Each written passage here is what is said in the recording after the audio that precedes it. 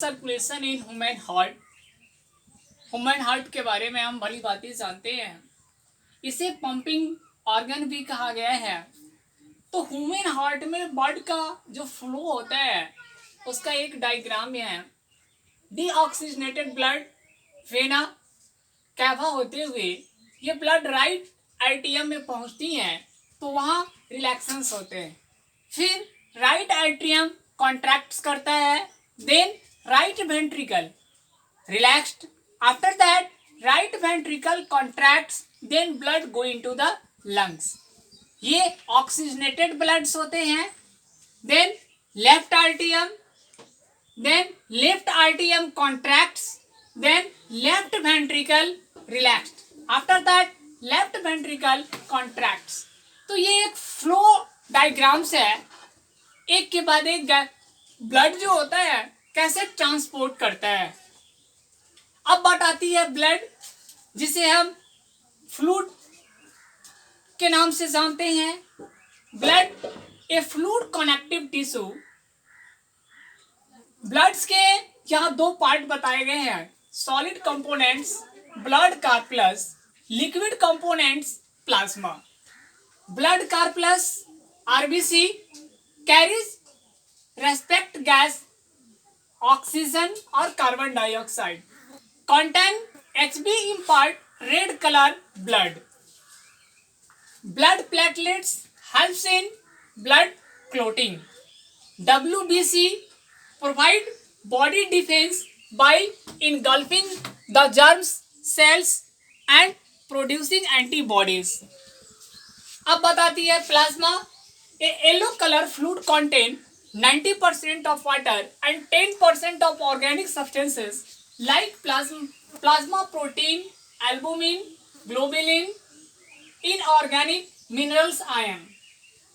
Lymph, a yellowish fluid escapes from the blood capillaries into the intercellular spaces, contain less proteins than blood. Lymph flows from the tissue to the heart, assisting in transportations.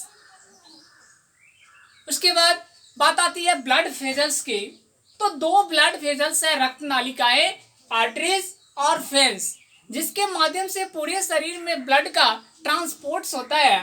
Arteries carry oxygenated blood from heart to body part except pulmonary arteries, also called distributing vessels, thick and elastic. दूसरी तरफ veins carry deoxygenated blood from body parts to except pulmonary, also called collecting vessels, thin and less elastic. तो ये lymph के बारे में, blood vessels के बारे में, वेन्स के बारे में ये बातें दी गई है।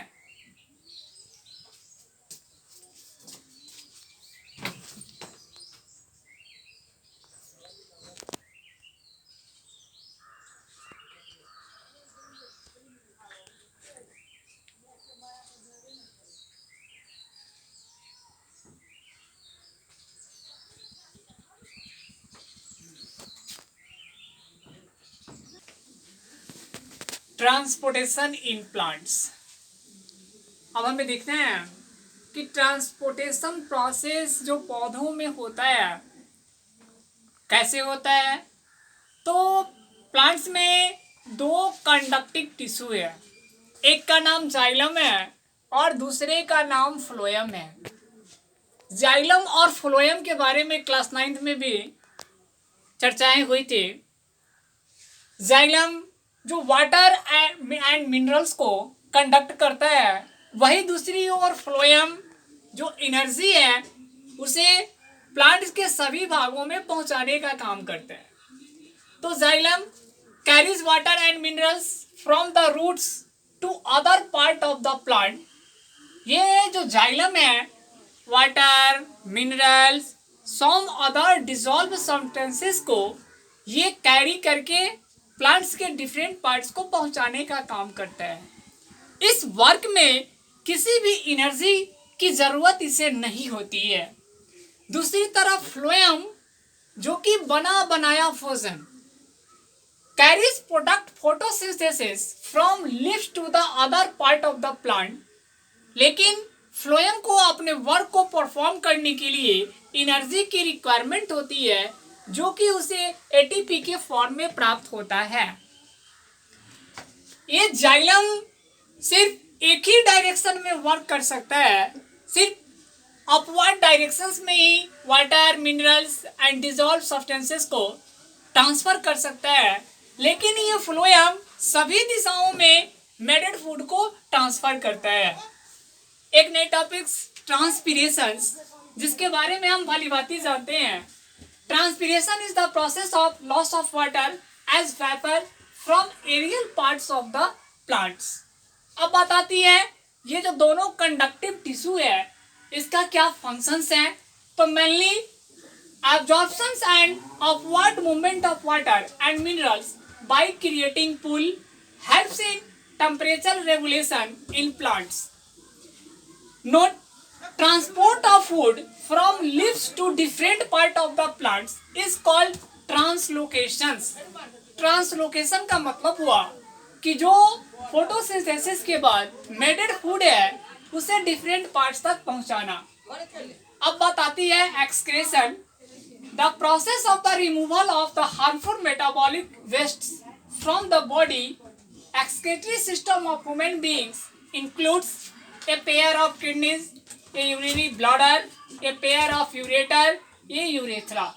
यानी कि हमारे शरीर में एक सिस्टम्स है जिसे हम एक्सक्रेटरी सिस्टम्स के नाम से जानते हैं, जो कि हमारे शरीर में जो वेस्ट प्रोडक्ट रिलीज होते हैं उस वेस्ट प्रोडक्ट को ट्रांसफर करने का काम करता है। इसके अंतर्गत पेयर ऑफ किडनी, ये urinary bladder, a pair of ureter, A urethra.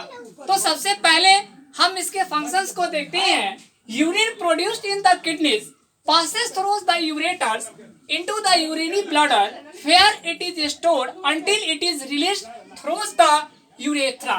After that, the purpose of making urine is to filter out waste product from the blood as urea which is produced in the liver।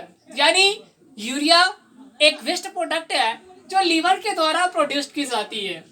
Each kidney has large number of filtration unit called nephrons। प्रत्येक kidney के पास असंख्य मात्रा में filtration unit होती है जिसे nephron के नाम से जाना जाता है। The urine formation involve 3 steps. Urine के फॉर्मेशन में 3 स्टेप्स कार्यरत होते हैं। पहला glomerular filtration, nitrogen waste, glucose, water, amino acid filtered from the blood to Bowman capsule of the nephron। Second, tubular reabsorption। Now useful substances from the filtrate are reabsorbed back by capillaries surrounding the nephron। And third, secretions। Extra water salts are secreted into the tubules which open up into the collection of duct and then into the urethra। ये इस तरह से filtration unit work को perform करती है।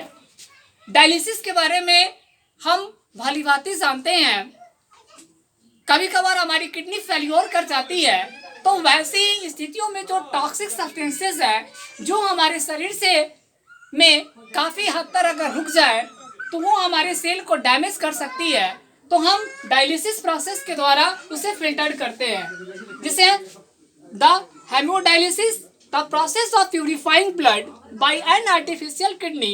It is meant for kidney failure patients.